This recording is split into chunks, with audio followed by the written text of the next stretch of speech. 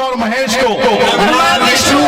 को, कभी ईश्वर नहीं मानूंगा, और ना ही उनकी पूजा करूंगा।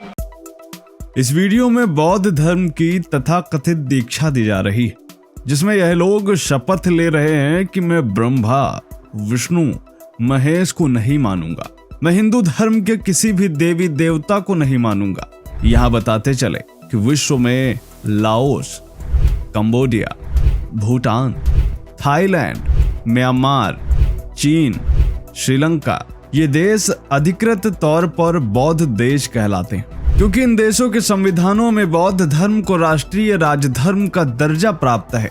आपको जानकर हैरानी होगी कि इन देशों में बौद्ध धर्म अपनाने पर ऐसी कोई शपथ नहीं दिलवाई जाती, बल्कि इन देशों के बौद्ध हिंदू देवी देवताओं में भी पूर्ण आस्था रखते हैं।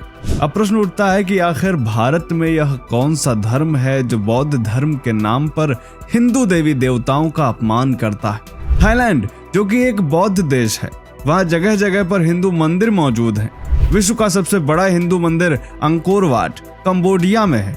भूटान में भी कई भव्य हिंदू मंदिर हैं, और यही नहीं, लाओस, श्रीलंका और म्यांमार में भी बेहद भव्य हिंदू मंदिर बने हुए हैं। यानी हर एक बौद्ध देश में हिंदू देवी देवता भी समान रूप से पूजे जाते हैं, परंतु भारतीय तथाकथित बौद्ध कुछ अलग ही टाइप के हैं।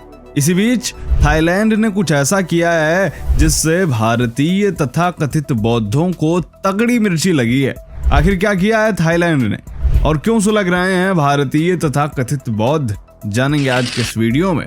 तो दोस्तों बने रहिए हमारे साथ वीडियो के अंत तक, और कमेंट में जय श्री राम अवश्य लिखें।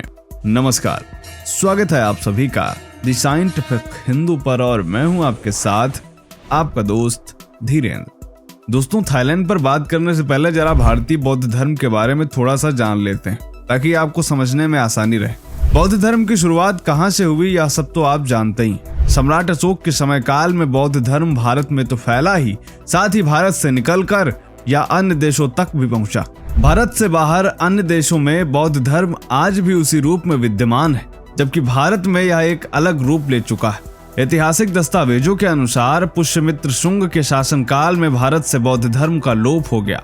बौद्ध धर्म के विद्वान डॉक्टर सिद्धार्थ सिंह के अनुसार भारत में जो डॉक्टर अंबेडकर का बौद्धवाद है वह बौद्ध धर्म से बिल्कुल अलग है। वह एक प्रकार का सामाजिक आंदोलन है। वास्तविक बौद्ध धर्म तमाम सामाजिक संगठनों, गतिविधियों को समेटने वाला एक छाता है, जबकि डॉक्टर अंबेडकर का बौद्ध धर्म सामाजिक मुक्ति का एक आंदोलन है।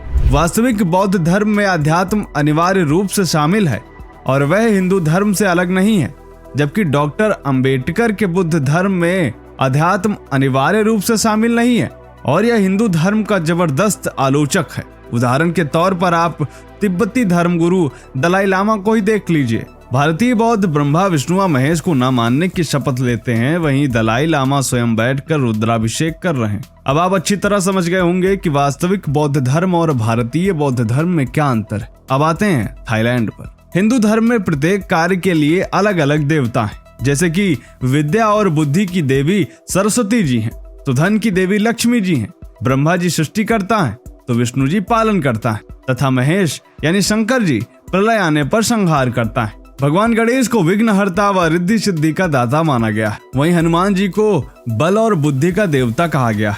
इसी तरह और भी कार्यों के लिए सिंबॉलिक रूप से अलग अलग देवी देवता हैं। थाईलैंड की राजधानी बैंकॉक में 12 जुलाई से एशियन एथलेटिक्स चैंपियनशिप टूर्नामेंट शुरू हो चुकी है, जिसमें भारत सहित कई अन्य देशों के खिलाड़ी शामिल हो रहे हैं। और आपको जानकर हैरानी होगी कि इस बार राम भक्त हनुमान जी को एथलेटिक्स चैंपियनशिप का ऑफिशियल मैस्कॉट बनाया गया है। यहाँ पर आपको बता दें कि मैस्कॉट का अर्थ शुभता का प्रतीक होता है, जिसे हम एक सिंबल के रूप में समझ सकते हैं। यानी हनुमान जी को एशियन एथलेटिक्स चैंपियनशिप में एक मैस्कॉट के रूप में बनाया जाना अपने आप में एक बड़ा संदेश देता है। एशियन एथलेटिक्स एसोसिएशन ने बाकायदा अपनी वेबसाइट पर यह लिखा है कि हनुमान जी भगवान राम की सेवा में गति, शक्ति, साहस और बुद्धि सहित असाधारण क्षमताओं का प्रदर्शन करते हैं।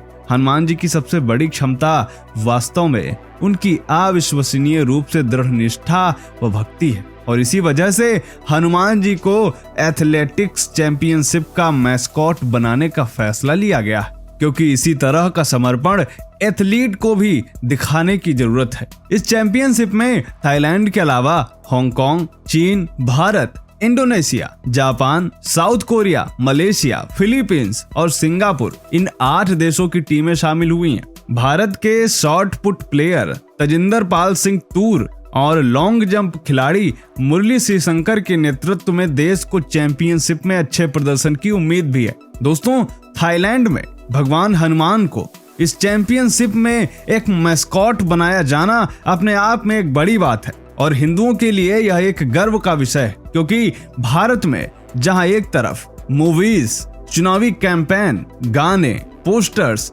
आदि के द्वारा हिंदू भावनाओं का अपमान किया जाता है, वहीं थाईलैंड जैसे देश जब इस तरह का कदम उठाते हैं तो हिंदुओं का सीना गर्व से चौड़ा हो जाता है। दोस्तों, थाईलैंड एक बौद्ध देश भले ही है, परंतु यहाँ हर जगह पर हिंदू संस्कृति नजर आती है। जिस रामायण को भारत में तथाकथित बौद्ध जलाने की बात करते हैं तथा भगवान राम को एक काल्पनिक पात्र बताते हैं, वही रामायण थाईलैंड की राष्ट्रीय पुस्तक है, जिसे वहां राम की एन कहा जाता है। साथ ही वहां के राजा को आज भी राम का वंशज माना जाता है। मौजूदा समय में थाईलैंड के राजा महावजीरा लोंगकॉर्न है, जिन्हें दशम राम कहा जाता है। थाईलैंड में एक अयोध्या भी है, जिसे स्थानीय भाषा में अयुत्या कहा जाता है। यहाँ के एयरपोर्ट का नाम स्वर्ण भूमि एयरपोर्ट है।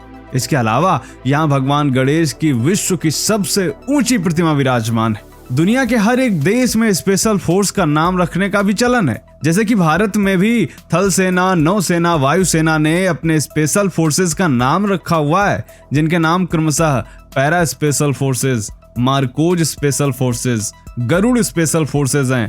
परंतु क्या आपको पता है कि थाईलैंड में स्पेशल फोर्स का नाम हनुमान सेना है? फर्क बस इतना है कि हनुमान सेना के हाथ में गदा की जगह अत्याधुनिक राइफल्स हैं।